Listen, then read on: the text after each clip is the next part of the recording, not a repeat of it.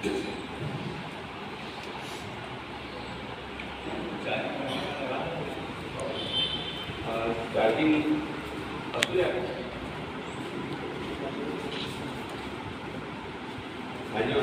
कैसे नहीं, चार्जिंग की ज़रूरत नहीं है। नहीं नहीं, अभी 4-5 हफ्ते करने की ज़रूरत नहीं है।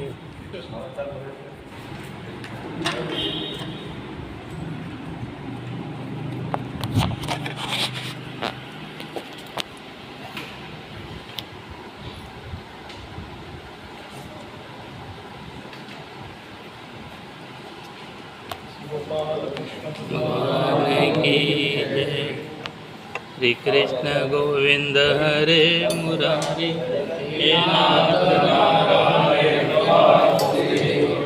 श्री कृष्ण गोविंद हरे मुरारी, हे नाथ नारायण वासुदेव।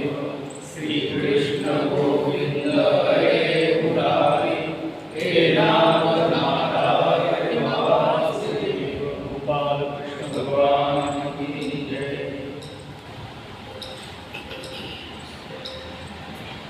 प्रातस्मरामि संस्फुरदर्थतत्त्वं सच्चित्सुखं परमं सगतिं तुरीयं। यत्स्वप्नजागरसुषुप्तिमवयति नित्यं तद्ब्रह्म निष्कलमहं न च भूतसङ्घाः।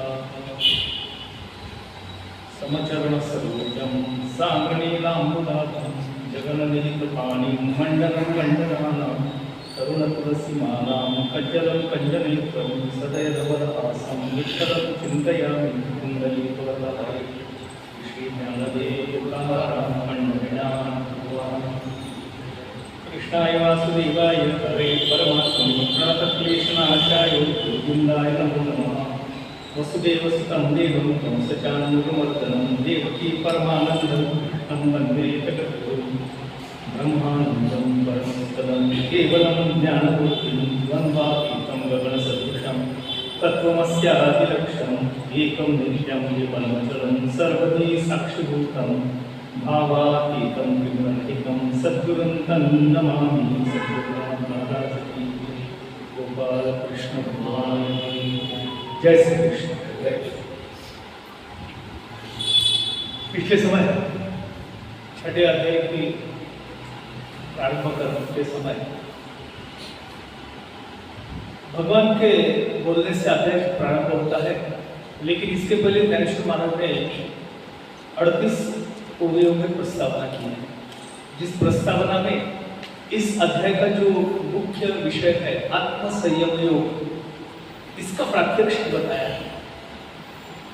अब पहले, दूसरे, तीसरे, चौथे, पांचवें अध्याय में कर्म संन्यास, ज्ञान, ये सब बातें हो गई। गीता का मुख्य विषय जो है, ऐसा अनेक लोगों ने अनेक प्रकार की जो टीकाएं की है, उस पर ध्यान रखते हुए बात ऐसी है कि गीता में कर्मयोग बताए, कर्म प्राधान्य है, ऐसा कुछ टीकाकारों ने बताया है। मुख्य 3 विषय है, ज्ञान है, उपासना है और कर्म है। तो कर्म प्रधानता यह गीता की विशेषता है, लेकिन जब ज्ञानेश्वर महाराज भाष्य करते हैं तो कर्म प्रधानता मुख्य विषय ज्ञानेश्वर महाराज का कर्म नहीं आता है।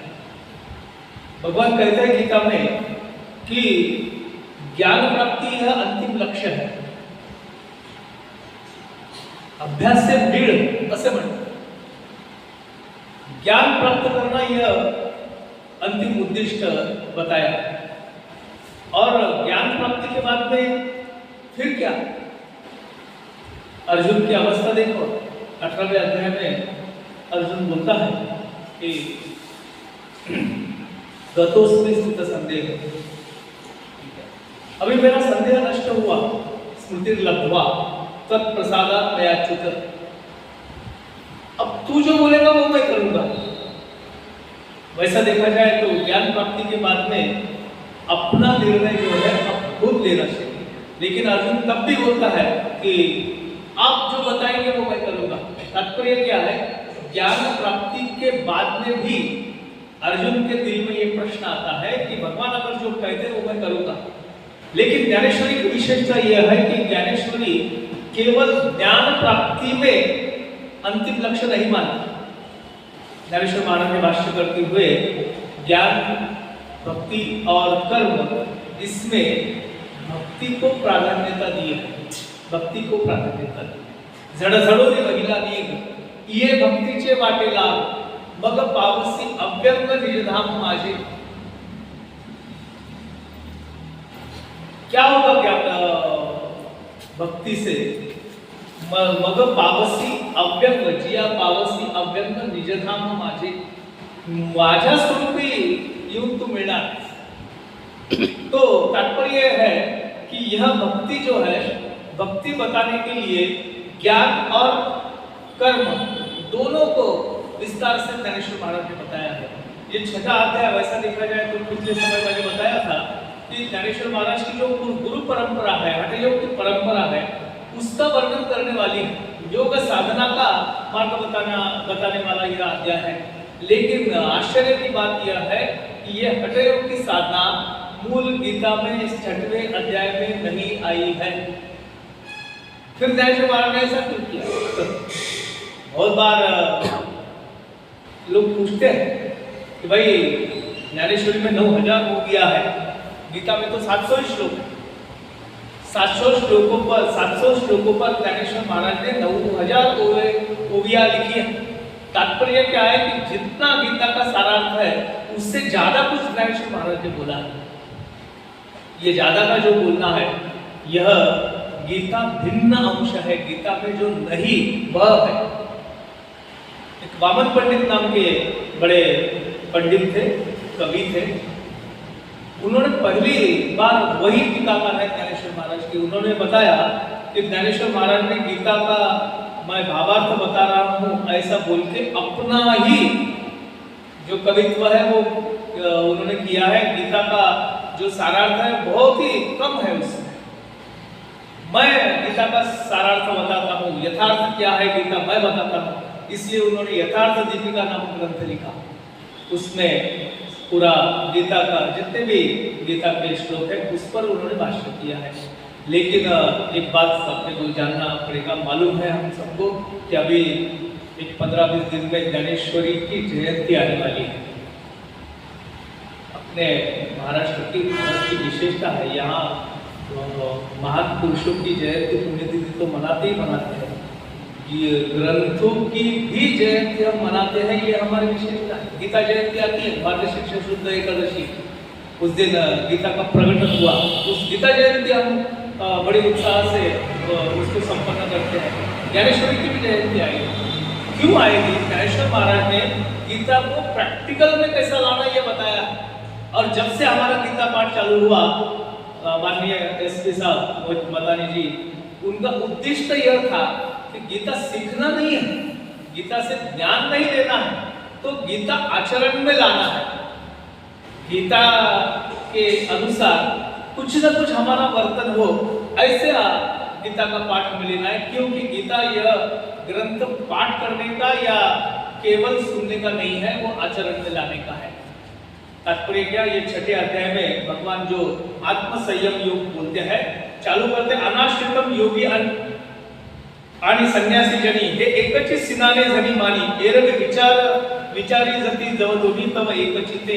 संन्यासी और योगी इनमें क्या फर्क है? भगवान ने शुरुआत ही की, अर्जुन के दिल में क्या है वो अर्जुन को नहीं पूछा, अर्जुन का प्रश्न नहीं है, सीधा भगवान ने बोलना चालू कर दिया है। बोलते हैं ऐके योगी आणि संन्यासी जनी हे एकची सिनाने जनी मानी। संन्यासी और योगी इनमें कोई अंतर नहीं होता, कोई फर्क नहीं होता, एक ही होते हैं। एरवी विचार तब दोनों तब एक दिखते हैं हमें अलग अलग।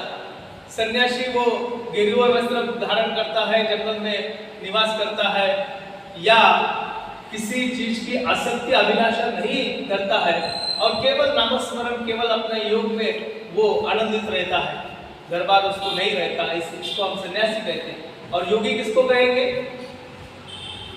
पहले जो 38 ओविया जो आई उसमें हमने देखा कि ज्ञानेश्वर महाराज ने विस्तार पूर्वक कहा आत्मसंयम क्या है, हमें आसक्ति छूटना चाहिए, हमारे विषयों की आसक्ति छूटना चाहिए। हमारे ज्ञानेंद्रिय और कर्मेंद्रियों के जो विषय है वो विषयों से परे हमें होना चाहिए। भले ही हम हमारे व्यवहार में, हमारे संसार में रत हो, संसार तो करना ही है, प्रपंच तो करना ही है, जिम्मेदारियां तो निभाना ही है, पर लेकिन यह होकर भी उसमें आसक्त नहीं होना है। इसे हम सही मायने में योगी कहेंगे। सांडीचे गुजिया नामाचा आभासू तरी योग आणि संन्यासू पाहता ब्रह्मी नाही अवकाश दोरी माझी, जैसे नामाचे नि अनालिसेपणे एका पुरुषाचे बोलावणे का दोही मार्गे जाणे एकच आया। सुंदर उदाहरण दिया ज्ञानेश्वर महाराज ने। सन्यासी और योगी नाम दो दिखते हैं लेकिन होते एक ही है। कहते हैं, एक उदाहरण दिया है जो हमें सबको बहुत अच्छी तरह से समझ में आएगा। ज्ञानेश्वर महाराज का विषय ही यह है कि गीता को बहुत ही सरल शब्दों में और अपने व्यावहारिक दृष्टांत देकर ज्ञानेश्वर महाराज समझाते हैं। बोलते हैं कि जैसे नामाचे ने आनाने से पढ़े, हम घर में हमारा एक व्यक्तित्व होता है लेकिन हमें अलग अलग नाम से पुकारते हैं घर वाले। कोई बाबा, पापा, दादा कहते हैं, कोई चाचा कहते हैं, कोई भाई कहते हैं, कोई और नामों से संबोधते हैं। लेकिन ये अलग अलग नामों से पहचाने जाने वाला व्यक्ति मात्र एक होता है, वो एक ही व्यक्ति, अलग अलग नामों से उनको जानते हैं। वैसे ना तरी एकच उदक सहजे परी सिनाना घटी भरीजे, तैसे भिन्नत्व जाने संन्यासाचे। दूसरा उदाहरण दिया समझने के लिए, जैसे गंगा जल है, अलग अलग घटों में हमने भर लिया तो इस घट का पानी, उस घट का पानी, उस घट का पानी अलग अलग दिखता है लेकिन होता एक ही गंगा जल है। वैसे ही आई के सकळ संमते जगी अर्जुना का तोची योगी, जो कर्मे करुणी रागी नोहीची फळी।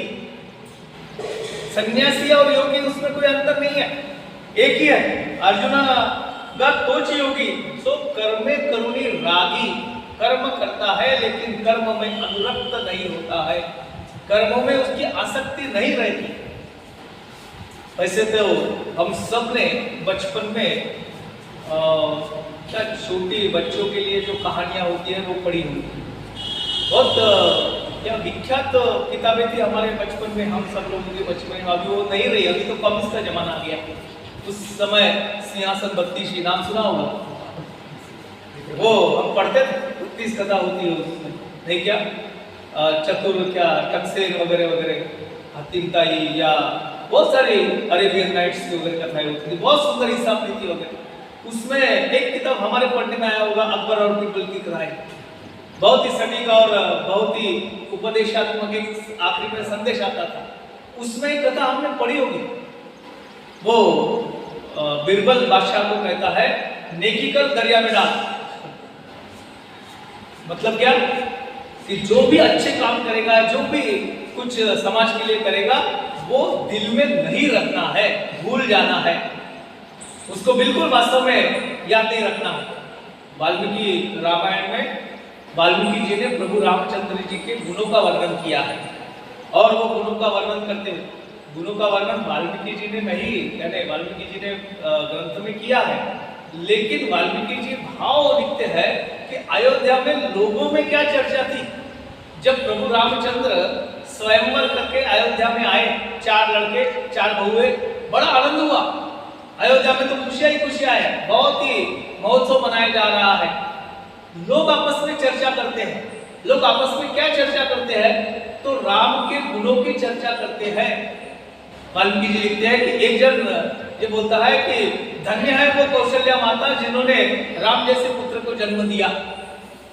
दूसरा कहता है कि हमारे प्रभु रामचंद्र कितने मधुर स्वभाव के हैं, कितने मीठे हैं, बहुत ही सुंदर उनका अद्भुत ऐसा रूप है, लावण्य है। तीसरा बोलता है अरे केवल दिखने को सुंदर नहीं है, बहुत ही प्रतापी है, शूर है।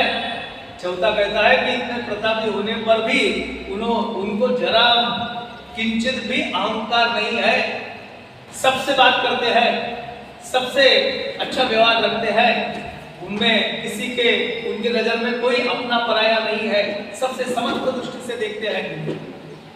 और एक विशेषण कहा जो यहाँ मैं इसके लिए बताना चाहता हूँ, वो बोलते हैं कि राम अपनी सब जिम्मेदारियां निभाते हैं, एक भी ऐसा रिश्ता नहीं है, एक भी ऐसा कर्तव्य नहीं है जो उन्हें आता नहीं है, जो वो करते नहीं है। लेकिन किसी में भी मैंने किया, यह भाव बिल्कुल नहीं रखती है। यहाँ ज्ञानेश्वर महाराज कहते हैं कि जो कर्मे करुणी रागी नोहेची पड़ी, वो फल में चित्त नहीं देता है, उसमें उसका अनुराग नहीं रहता है। जैसी मही है उद्विजे जनी अहम बुद्धि भी न सहजे, आणि तेथी चित्तीये बीजे अपेक्षिना मही है उद्विजे जनी अहम बुद्धि भी न सहजे। अहम बुद्धि के बिना किया हुआ काम जो है वह सही मायने में अपना निष्काम कर्म होता है। ज्ञानेश्वर महाराज कहते हैं उदाहरण देके कि जैसा बीज होता है, बीज जमीन में बोया तो फसल अच्छी आती है, लेकिन उसको अगर गर्म कर ले तो बीज से कोई अंकुर आएगा नहीं। वैसा हमारा अहम जो है वो बीज की भांति जल जाना चाहिए। तैसा अन्वयाचेनी आधारे जातीचेनी अनुकारे ते जेने अवसरे करणे पावे, ते तैसे उचित करी परी साठून नहीं शरीर आणि बुद्धि करोनी पळवेली जायची ना। वैसा आचरण करने का ने ठान लेना चाहिए। भगवान कहते हैं कि वैसा तू कर, ऐसा तोची सन्यासी पार्थागा परिये सिद्धो ची भरवसे दिसी योगीश्वर, और वही योगेश्वर है, वही सन्यासी है, वही योगी है। उचित कर्म प्रासंगिक तया ते म्हणे हे सांडावे बद्ध करी टाकू टाकी आणि काही मांडीची दो। तात्पर्य क्या है कि वैसे सभी कर्मों वह करता है, कर्म से परे नहीं होता है। और तया ते म्हणे हे सांडावे बद्ध करी टाकू टाकी, वो बोलते हैं कि कर्म करना है और छोड़ देना है, उसमें अपना चित्त नहीं रखना है। जैसा क्षाळुनिया लेकू एकू सभेची लालीची आणीकू, तैसेनी आग्रहाचा पायकू विचंबे वाया। गृहस्थाश्रमाचे ओझे कपाळी आदीची आहे सहजे, की तोची संन्यास सभा ठेवीची सरसी पूर्ती। म्हणून अग्निसेवा न सांडिता कर्माची रेखा नोलांडिता आहे योग सुख स्वभावता आपणाची। जो भी अपने कर्तव्य कर्म है वो पूरी तरह से करना। बहुत बार ये क्यों बताना पड़ा ज्ञानेश्वर महाराज को, वो जमाना याद करो 13वां शतक है और उसमें कर्मकांड बहुत ज़्यादा है और लोग धर्म के नाम से बहुत सारे अधर्म काम करते हैं। पूजा पाठ में कोई लीन है लेकिन पूजा पाठ में चित्त नहीं है, क्रिया होती दिखती है। तो ज्ञानेश्वर महाराज ने इसीलिए कहा कि बहुत सारे लोग उस जमाने में मैं संन्यास ले रहा हूँ, मुझे कोई कर्तव्य कर्म करने की जरूरत नहीं है, ऐसा बोलते थे। ऐसे जो क्या जिसको बोले के ढोंगी, वो उनके लिए बोला है। ये सब कर्म त्याग देने से सन्यासी कोई होता नहीं। कहते हैं यह संन्यासमिति प्राहुर योगम तब विद्धि पांडव, न यह संन्यास्त संकल्पो योगी भवति कंचन। ऐसा योगी नहीं बनता।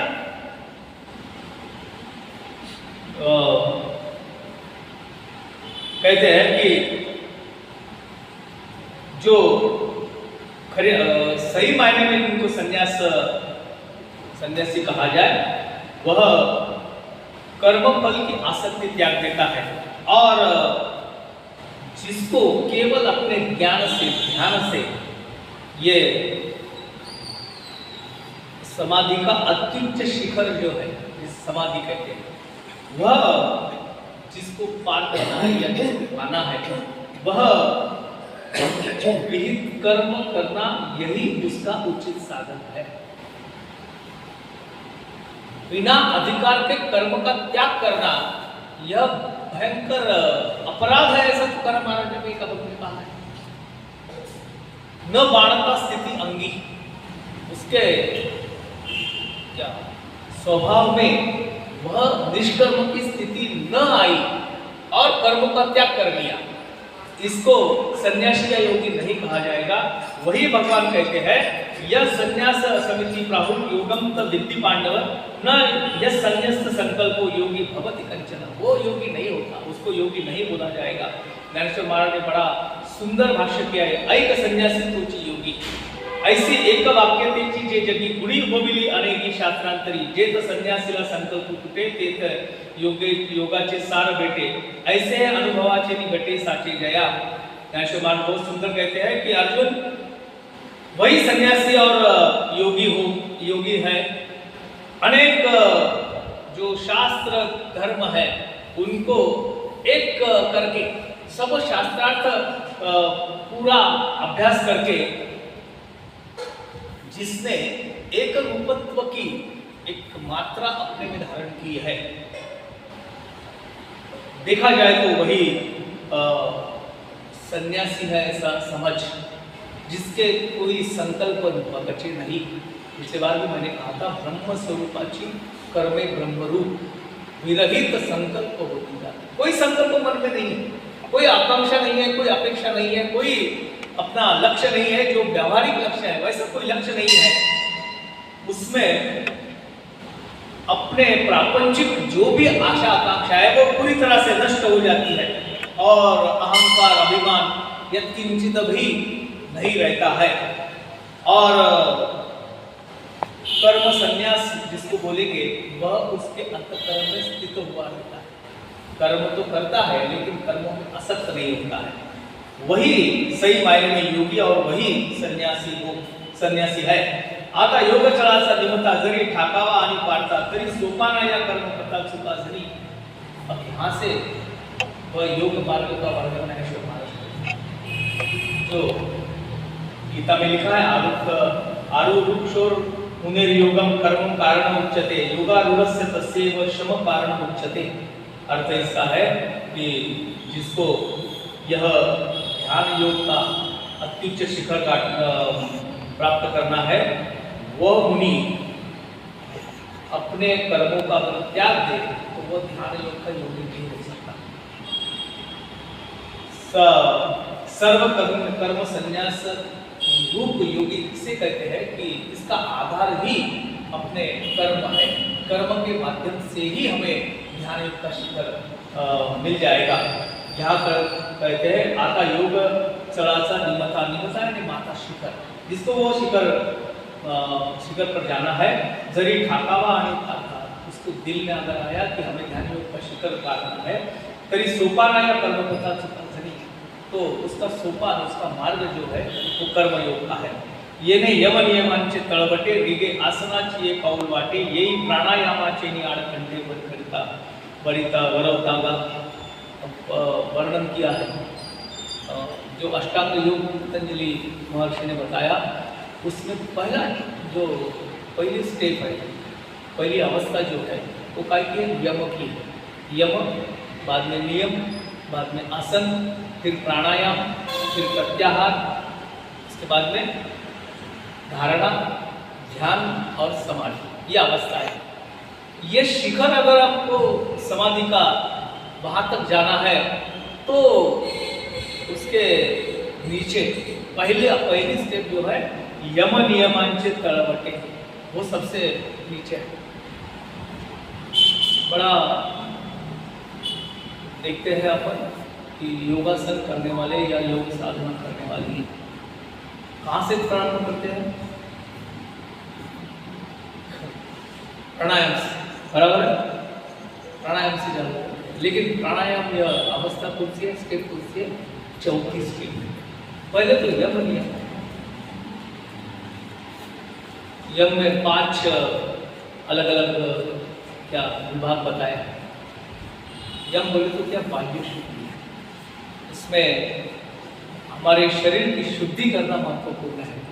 बाह्य कर्म जो है, बाह्य इंद्रियों का क्या बहिरंग जो है, उसको त्यागना यह यम है। दूसरा नियम, यम नियमांचे तळवटे। पहले यम है, बाद में नियम, शौच संतोष वगैरह कहा गया है। इसमें ईश्वर प्रणिधान, यह भी एक चीज है। स्वाध्याय, यह भी नियम है, स्वाध्याय भी करना चाहिए, ईश्वर प्रणिधान करना। ये अगर पूरा होता है तो फिर तीसरा विभाग आता है आसन। आसन शुद्धि भी बहुत महत्वपूर्ण है। विस्तार से इसका वर्णन कभी करेंगे योग साधना का। केवल आसन, कितने आसन लिखे हैं पतंजलि योग सूत्र में? 84 अलग अलग आसन करने, ये साधना करने के लिए अलग अलग आसन होते हैं। आसन पक्का होना चाहिए। एक बोलते हैं कि हमारे भागवत धर्म में आसन कौन सा महत्वपूर्ण बताया है? सुखासन। सुखासन बोले तो जैसे हम स्थिति है वैसे बैठे रहो, सुखासन। बाकी के आसनों में तकलीफ होती है कि नहीं?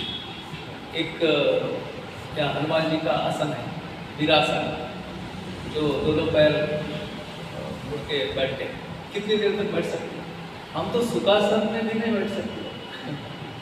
इसलिए बोलते हैं कि भाई अगर प्रवचन कीर्तन या कुछ व्याख्यान है तो वो 40-45 मिनट ठीक है, उसके बाद में सहन नहीं होता, क्योंकि एक आसन पर बैठते नहीं है। 84 आसन पतंजलि ने लिखे हैं, वो तो पूरे आयु भर में साध्य नहीं होता, लेकिन कथा में एक ही घंटे में लोग 84 आसन कर लेते हैं। कहते हैं ऋगे आसनाची है पाउल वाटे, यम नियम की कठोर तपस्या करके फिर आसन सिद्ध करना है। और आसन के बाद में यही प्राणायामाचेनी आड़कंठे बरवतागा, आड़कंठे बोला है। आड़कंठे क्यों बोला, इसका भी कारण है। ये यम प्राणायाम जो है यह आड़ मार्ग है। प्राणायाम बहुत सुलभ नहीं, हमें तो लगता है जैसे पूजा का विधि बताया है वैसे उसमें पहले प्राणायाम करना पड़ता है। प्राणायाम बहुत बार आपने सुना होगा कि क्या एक द्वार से श्वास अंदर लेना है, दूसरे द्वार से छोड़ना है।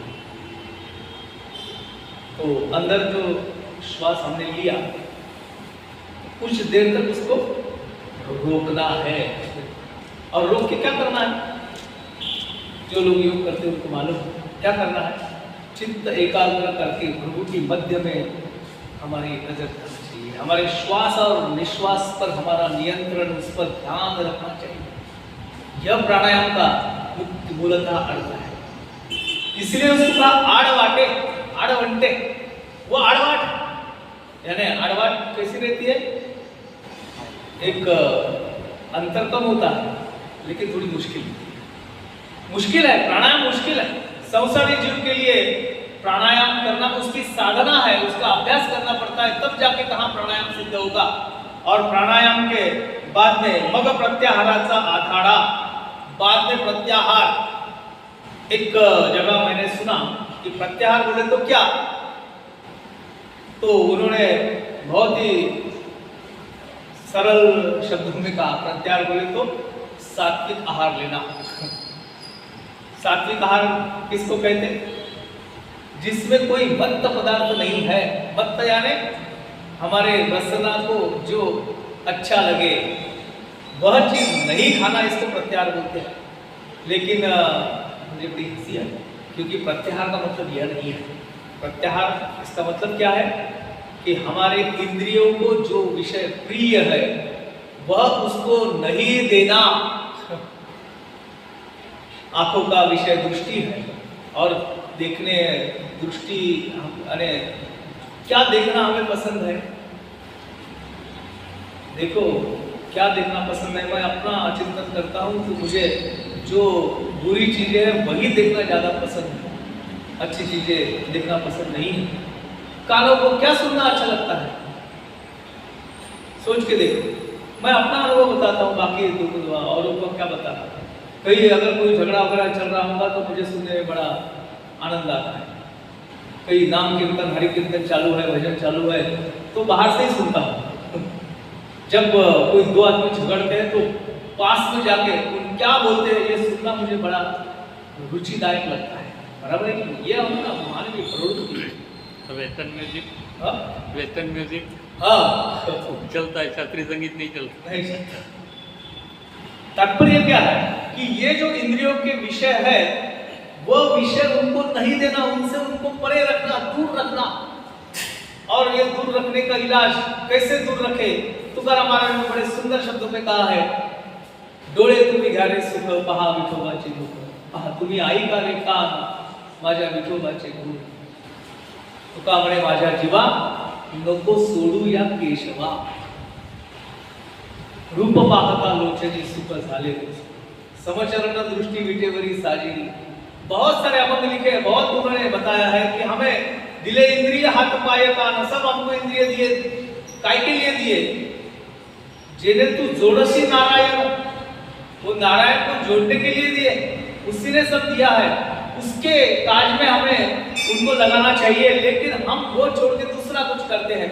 इसीलिए प्रत्याहार जो प्राणायाम के बाद में आता है, प्राणायाम में चित्त स्थिर होता है, अंतःकरण में एकाग्रता होती है, निश्चल मन होता है, और तब जाके हमारे इंद्रिय जो बहिर्मुख है वो अंतर्मुख होते हैं, अंदर की ओर मुड़ते हैं। और अंदर की ओर मुड़ते हैं, अंदर क्या है, पहले ही ओवी में ज्ञानेश्वर महाराज ने बताया है, जय जय स्वसंवेद्य आत्मरूपा। वो आत्मरूप जानना मतलब इंद्रियों को अंदर की दिशा में उनको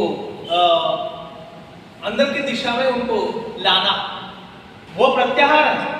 वो आगे बोलते हैं, जो बुद्धि चिया ही पाया विसरणता। ये प्रत्याहार जो है वो बुद्धि से आकलन होने वाला नहीं है, निसरणा बोले। और बुद्धि से, तत्व से, ज्ञान से अगर जानना चाहे तो वह हाथ में नहीं आएगा।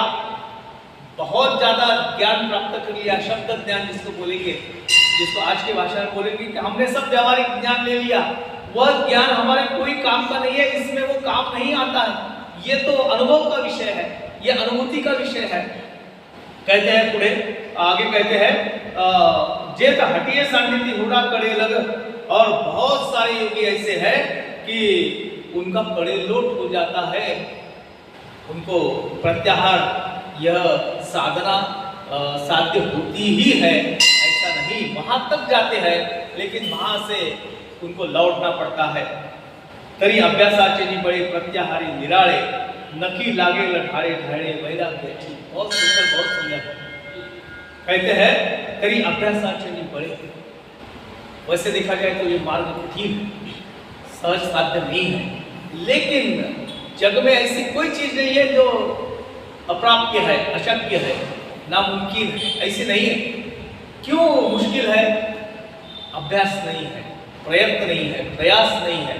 ज्ञानेश्वर महाराज ने बहुत सुंदर कहा, ये तो स्कूलों में जाके बताना चाहिए, तरी अभ्यास आज नहीं बढ़े, उसका पाठ करना चाहिए, पाठ करना चाहिए। ये हरिवंशराय बच्चन उनकी एक कविता हिंदी रचना है, कोशिश नाम है उसका। नन्ही सी जब दाना लेकर चलती है, चढ़ती दीवारों पर 100 बार फिसलती है, 100 बार फिसलती है, लेकिन क्या आखिरी में चढ़ी जाती है। आखिर उसकी मेहनत बेकार नहीं होती, कोशिश करने वालों के हाथ में। एक सन्यासी था, एक आराधना ध्यान धारणा करने का प्रयास करता। ऐसा हुआ, एक बड़ा सुंदर उदाहरण देते हैं, नाम नहीं याद आ रहा मुझे। एक तैराकी महिला है, उससे ठान लिया कि क्यूबा से लेकर तक फ्लोरिडा तक, अमेरिका तक सागर में तैर के जाने का डिस्टेंस कितना है? 110 माइल्स। उधर माइल्स बोलते हैं, हम किलोमीटर की भाषा करते हैं। किलोमीटर में कितना अंतर है? 164 किलोमीटर। और ये तैर के जाना कोई सामान्य बात नहीं है, वो अटलांटिक महासागर है, उसमें क्या जेलीफिश है, शार्क का भी खतरा है, और कंटिन्यूस सातत्यपूर्वक तैरना है। साध्य है क्या? 400 मीटर अगर तैरना है तो जब 400 मीटर पूरे हो जाते तो पूरा बदन दर्द करने लगता है। जो तैराकी है उनको अनुभव है इसका। अब इतना ये पार करना है, कोशिश किया 4 बार, चारों बार फेल, नहीं जमा, नहीं जमा, लेकिन उसने अपना प्रयास नहीं छोड़ा, फिर से चालू, और दिन रात उसने वो क्या, उसको एक नाम है अंग्रेजी में, वो अपना ही अपने तक सीमित ऐसा स्पोर्ट्स, किसी से स्पर्धा नहीं करना है। लोग अपने साथ में ऐसा नहीं है, अपने आप को खुद को ही वो करना है। तो चल रहा है 4 बार तो असफल हुई, बाद में 5वीं बार उसने छोड़ा नहीं, तैरते रही। उसमें खाना भी तैरते खाना है, जो भी नींद तो लेना नहीं है, जगना पड़ता है। और वो अपना अनुभव बताती है, किताब में लिखा है उसने अनुभव में उसने कहा है कि रात दिन तैरना है, कितने घंटे, 58 घंटे तैरती रही। तो रात होती थी तो मुझे रात में या दिन में कोई फर्क नहीं नजर आता था, स्वप्न दिखते थे, मुझे तो ताजमहल भी दिख रहा था पानी में, मुझे सब कुछ चीजें पानी में दिख रही थी, क्योंकि आंखें खुली है, तैरते रही और बहुत सारा चमकीले लाइट्स दिखने लगे। साथ में बाकी लोग हैं, यानी प्रोटेक्शन के लिए सहारा लेना नहीं है, मदद लेना नहीं है, ना नाव की ना किसी आदमी की मदद नहीं लेना है, अपने आप तैरना है। लेकिन मोटिवेशन के लिए लोग हैं साथ में, प्रोटेक्शन की बहुत सारी व्यवस्था की है। बहुत सारा चमकीले प्रकाश दिख रहा है। उसने पूछा कि ये मैं सपने में अगर देख रही हूँ क्या? तो उसके साथी ने, उसके जो सहेली थी, उसने बताया कि नहीं, अभी वो फ्लोरिडा का बीच दिख रहा है, किनारा दिख रहा है, बस अभी थोड़ी ही देर में तो फ्लोरिडा पहुंच जाएंगी। वहां पहुंच गई। उसने बताया कि ये 5वीं बार की कोशिश मुझे सफलता प्राप्त करके दी, उसने सफलता प्राप्त करके दी। लेकिन ये पूरा जो मेरा प्रयास था, उसमें मैंने ठान लिया था कि मुझे करना ही है, चाहे जो भी। दूसरी बात कि उसके लिए मैंने पूरे शरीर और मन को एकाग्र कर लिया कि पूरा ध्यान उसी में लगाना है। उसने जो बातें कही वह हमारे अध्यात्म के लिए बहुत ही आवश्यक है। कोशिश उसने छोड़ी नहीं है, गई, वहां तक पहुंची, बड़ा सम्मान हुआ, बड़ा सत्कार हुआ। तात्पर्य क्या है कि यह जो उसकी लगन है वो महत्वपूर्ण है। यहाँ बोलते हैं तरी अभ्यासाचे बड़े बार अगर कोशिश नाकाम होती है तो फिर से उसी के द्वारे चलना है। प्रत्याहारी निराळे, प्रत्याहार हमें साध्य होगा, नखी लागे न ढाळे ढाळे वैराग्याची। सुंदर उदाहरण दिया कि वो इसमें हिंदी में क्या कहते मालूम नहीं, मराठी में घोरपड़ गए थे। घोरपड़ संभाजी कान्हाजी मालुसरे के जो कोंढाणा किला उसमें उन्होंने विजय प्राप्त कर लिया। उसमें वो यशवंती नाम के घोरपड़ का उदाहरण आता है कि उसको छोड़ा। तो ये घोरपड़ नाम का प्राणी जो है, उसके नाखून जो है बड़े सख्त रहते हैं, एक बार चिपक गई तो छूटती नहीं है। लोग भी एक बड़े अजब तरह के प्रश्न पूछते हैं कि 700 लोग लेके ताराजी गए थे, बोले एक तो घोरपड़ कितने 3 फीट की, उसके पूंछ को रस्सी बांध के फिर लोग चढ़े। उसने मुझे पूछ लिया कि 700 लोग ये रस्सी पकड़ के चढ़े, वो घोरपड़ वैसे कैसे 700 लोगों का भार सहन कर सके? मैंने बोला कि तेरा अभी भी ध्यान वो घोरपड़ नहीं है, तानाजी के पास है। अरे भाई, एक आदमी घोरपड़ के सहारे चढ़ गया, उसने वो रस्सी दूर किसी पेड़ को बांध दिया, फिर लोग चढ़ गए, सीधी सी बात है। तो उसके नाखून बड़े पक्के होते हैं। वैसे छिपकली हमारे घर में दिखती है, उल्टी चलती है छत पर, हमारे बस की बात नहीं है। बोलते हैं कि अभ्यासाचे नहीं बड़े, ज्ञानेश्वर महाराज कहते हैं प्रत्याहारी निराळे। वो प्रत्याहार जो है उसमें कोई अलग चीज नहीं होती। सहज गति से हमारे पास में वैराग्य और ज्ञान के अगर नाखून है तो वह भी साध्य हो सकता है। ढाले ढाले यानी धीरे धीरे चढ़ते जाएगा, प्रत्याहार उसके वश में आएगा। ऐसा पवनाचे पाठारे येता धारणेचे पैसा रे क्रमी ध्यानाचे चवरे सांडे तव। ऐसा पवनाचे पाठारे, फिर वह निर्वात अवस्था जो है, समाधि अवस्था, उसको पठार का चढ़ के जाना है। वहां बहुत रम्य है, रमणीय है, बहुत अच्छा है, लेकिन उसके लिए इतना कठिन जो कड़ा है वो चढ़ के जाना पड़ता है। प्रयास करने से, साधना करने से, अभ्यास करने से, ज्ञान और वैराग्य की संपत्ति साथ में रख के अगर प्रयास करेंगे तो वह पवनाचे नि पाठारे येता धारणेचे नि पैसारे। और क्या होगा कि वो धारणा जो है दृढ़ हो जाएंगी। धारणा, जिसका ध्यान हमें करना है उसका धारण हमने हृदय में करना चाहिए। एक गाऊ आम्ही विठोबाचे नाम, अनेकांचे काम नाही आता, तुकाराम महाराज कहते हैं कि बैसला तो चित्ती निवड़े ना। वो चित्त में बैठ गया है, वो अभी नहीं निकलता है, वैसी धारणा हो जाएगी। क्रमी ध्यानाचे चवरे सांडे तब। और बाद में ध्यानाचे नी चवरे बताया है कि चवरे यानी शिखर, फिर ध्यान का शिखर हमें प्राप्त होगा। ध्यान को शिखर कहा है। ध्यान बड़ा, जब ये संसार की माया है। लोगों का तो कभी भी ध्यान लग जाता है, बोलते हैं कि नहीं मैं ध्यान में चला गया। ऐसा कैसा ध्यान में चला गया? बहुत सारी जगह पे ध्यान शिविर वगैरह होते हैं, बहुत सारी साधन। मैं किसी की उपेक्षा या उपवास नहीं करता, एक सीधी सी जो अनुभव की बातें वो कर रहा हूँ। जैसे मैं अपना खुद का अनुभव बताता हूँ कि ऐसा बोलते हैं कि मंदिर में गए तो मन में कोई विषय नहीं आना चाहिए, केवल भगवान का ही रूप हमारे दिल में, हमारे अंतःकरण में आना चाहिए। आंखें बंद है फिर भी भगवान की मूर्ति दिखती है, स्वरूप दिखता है, वह दिखते हैं, इसको ध्यान कहेंगे। अभी ध्यान के शिविर होते हैं कि चलो आंखें बंद कर लो, कर लिए, चित्त एकाग्र करो, कर लिया, और अपना आराध्य जो है, इष्ट जो है, उसको अपने मन में लाओ और उस पर अपना सब चित्त जो है एकत्रित करो। और कितने देर तक करना है? लोग तो टाइम भी दे देते हैं कि 10 मिनट का ध्यान करना है। तो मैं तो 10 मिनट कब होती है इसकी राह देखता हूँ, घंटी कब बजती है और कब मुझे आगे खोलना है। बीच बीच में आगे खोल के बारीक से देख भी लेता हूँ कि कौन आगे बंद किया है, कौन नहीं किया। ईश्वर चंद्र विद्यासागर बंगाल के बहुत बड़े ज्ञानी थे, महात्मा। एक योग साधक, योग शिक्षक जो थे, उन्होंने बोला उनको कि चलो हमारे ध्यान शिविर में थोड़ा अनुभूति ले लो, अनुभव ले लो, देखो हमारे लोग कैसे ध्यान करते हैं।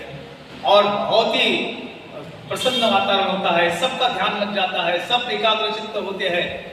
बहुत बार उन्होंने टाला कि नहीं मैं नहीं आऊँगा, लेकिन बहुत आग्रह करने पर ईश्वर चंद्र जी बोले कि चलो आज आपके ध्यान शिविर में आ ही जाते हैं। आए, बड़ा सबको आनंद हुआ कि इतने बड़े महात्मा, इतने बड़े ज्ञानी आज हमारे योग साधना में पधारे हैं। उनको आगत स्वागत किया, बैठे आसन पे, और गुरुजी ने, योग शिक्षक जो थे, उन्होंने बोला कि चलो अभी हमें ध्यान करना है, सब अपनी ध्यान मुद्रा ले लो और 10 मिनट का ध्यान हम सबको करना है, आंखें बंद करो वगैरह वगैरह सब सूचना दे दी। सब लोग एकाग्रचित्त होकर बैठ गए, आंखें सबकी बंद है और बिल्कुल पिन ड्रॉप साइलेंस, कोई आवाज नहीं आ रहा है, सांसों का भी आवाज नहीं आ रहा है। ऐसी स्थिति हो गई, 10 मिनट तक चला और वो संकेत हो गया ध्यान समाप्त करने का। सब लोग फिर से ध्यान से बाहर आए, धीरे धीरे आपने आंखों पे हाथ फेरना वगैरह वगैरह बताते हैं, करना। ये सब करने के बाद में वह गुरुजी ने पूछा कि महात्मन आपको हमारा ये ध्यान कैसा लगा? ईश्वर चंद्र जी ने कहा वो बड़ा मार्मिक है। वो बोले कि मुझे ऐसा लगा कि जब कोई बंदर एक डाली से दूसरी डाली पर उसको कूदना होता है, जरा अंतर बहुत ज्यादा होता है, तो वो कुछ पल के लिए वो अपने आंखें मूंद लेता है, शांति से बैठता है और फिर जाके कूदता है तो दूसरी डाली पे चला जाता है। वैसे मुझे आपकी ये स्थिति लगी। तात्पर्य क्या है कि हमारा ध्यान कहाँ है कि वो बेल कब बजती है, संकेत कब होता है उस पर, और फिर पूरी तैयारी से हम करते हैं। पवनाचेरी पाठारे येता धारणेचे पैसारे क्रमिक ध्यानाचे सवरे सांडे, तब जाके धारणा दृढ होने के बाद भी फिर ध्यान आता है। मग तया मार्गाची धाव पुरेल प्रवृत्तीची हाव, येत साध्य साधना केवळ समरसे होय। मग तया मार्गाची धाव, इस मार्ग का जो अंतिम लक्ष्य है वह पुरेल प्रवृत्तीची हाव, फिर वहां प्रवृत्ति नहीं रहेगी। प्रवृत्ति और निवृत्ति दो चीजें हैं हमारी, हम प्रवृत्त है, बराबर है, निवृत्त मार्गी नहीं है, प्रवृत्ति है। हम कुछ पूजा पाठ भी करते हैं तो प्रवृत्ति के कारण करते हैं, करना चाहिए भाई। कुछ लोग तो दिखावे के लिए करते हैं भाई। अगर मुझे लोग समझते हैं कि भाई मैं प्रवचन वगैरह करता हूँ तो घर में घंटा भर तो पूजा करना ही चाहिए, नहीं तो लोग क्या बोलेंगे, ये भी बात होती है। तात्पर्य क्या है कि ऐसे ऐसे काम नहीं होता। मग तया मार्गाची धाव पुरेल प्रवृत्तीची हाव, येत साध्य साधना केवळ समरसे होय। साध्य और साधना दोनों एक रूप हो जाएंगे। साधना कोई अलग नहीं रही, साध्य कोई अलग नहीं रहा। अवघा रंग एक झाला। चोखामेळा जो संत थे उनके क्या पत्नी ने लिखा हुआ अभंग है, म्हणे चोखियाची महारी। अवघा रंग एक झाला, रंगी रंगला श्रीरंग। क्या सुंदर अभंग है। अवघा रंग एक झाला, अब मी तू पण जाऊ दे दुरी, एकची घोंगडी पांघरू हरी।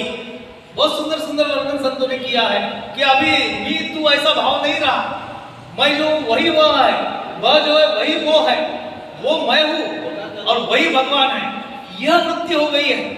साध्य साधना केव केव यानी आलिंगन मिठी, उसमें साध्य साधन की मिठी हो जाती है, समरस्य होय जेत पुढील पैस पारुखे मागील स्मरावे ते ठाके ऐसीये सरसीये भूमि के समाधि राहे जेत पुढील पैस पारुखे।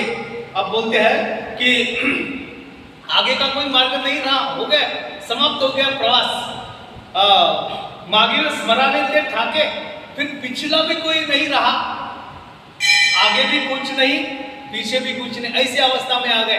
तुकाराम महाराज कहते हैं मागे झाले पाहू नका पुढे जामीना है तुका, आगे का नहीं कुछ साध्य कोई करना नहीं है, कुछ बचा नहीं है। ऐसी है सरिसीय भूमि के समाधि राहे, यह भूमि का समाधि की है जिसमें भूतकाल भी नहीं है भविष्य भी नहीं है, एक स्थिति में समा गया है।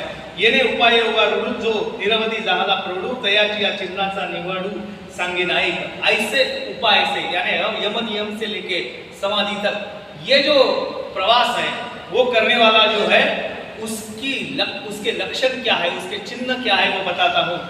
यदा ही नेन्द्रियार्थेषु न कर्मस्व सनुषज्यते सर्व संकल्प संन्यासी योगारूढस्तदोच्यते तरी जयाची या इंद्रियाची आघरा नाही विषयांची आयनधारा जो आत्मबोधाची या गोवरा पौढला असे। उसके लक्षण क्या है बताते हैं। जया इंद्रियाची आघरा, अब इंद्रियों का कोई विषय उसके चित्त में नहीं रहा, ना ही विषयाची आयनधारा, इंद्रिय अपने विषय को भूल गए हैं, उनको अपना विषय याद नहीं रहा, उनको विषयाची आयनधारा वो विषयों में जाते नहीं है। जो आत्मबोधाची या गोवरा पौढला से, और वो आत्मबोध के शय्यागार में वहां उसकी विश्रांति हो गई। जयाचे सुख दुःखाचे नि अंगे सगटले मानस चेवो नेगे विषय पासीही आलिया से न रिगे एक काय म्हणूनिया। जयाचे सुख दुःखाचे नि अंगे, फिर उनको सुख नहीं दुख नहीं, इतने एकाग्र भावना हो गई कि ना सुख की अनुभूति होती है ना दुख की होती है। उसके दिल में केवल एक आनंद ऐसा आता है।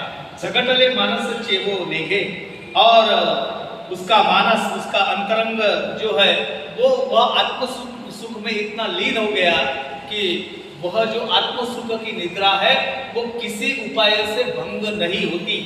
और विषय पासी आलिया से न रिगे एकाय मनोनिया, और विषयों की अगर याद आई भी से न रिगे उसके तरफ उसका बिल्कुल ही ध्यान नहीं जाता, और उसको लगता है कि ये विषय मेरे विषय नहीं है।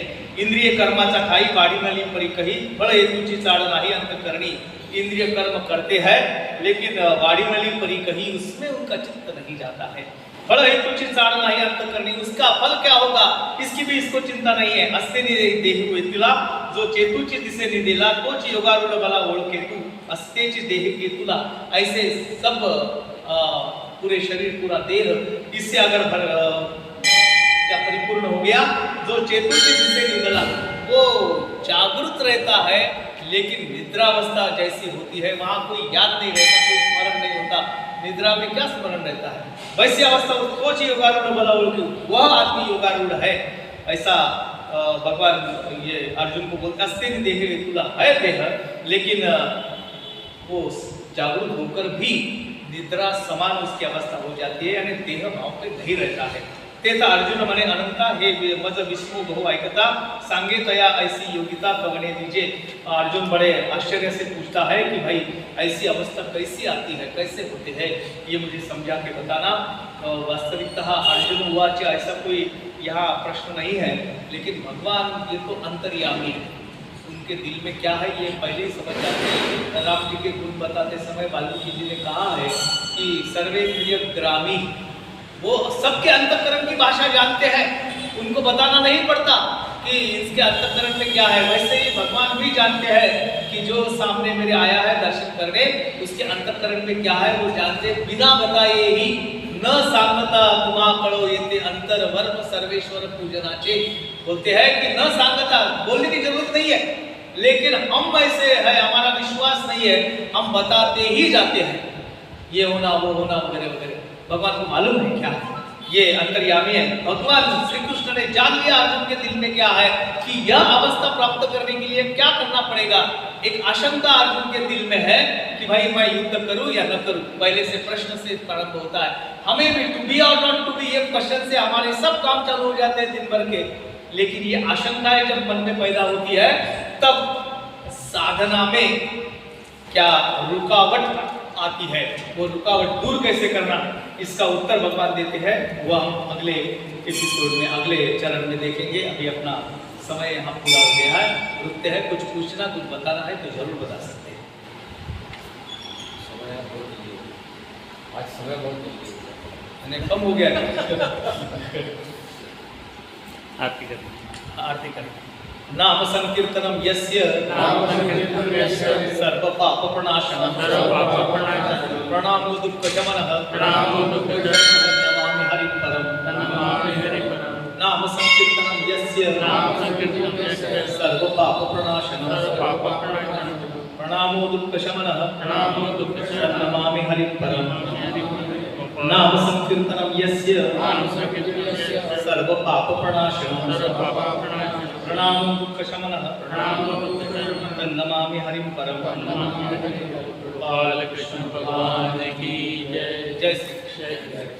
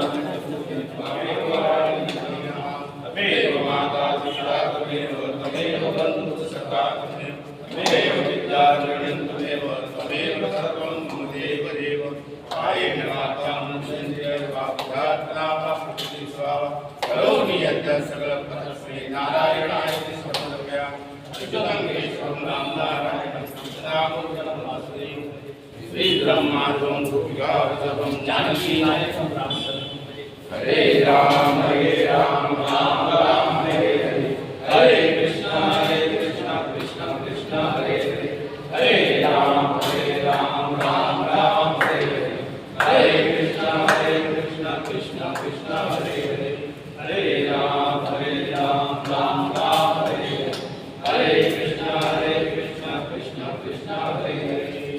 बोलो गोपाल कृष्ण भगवान की जय।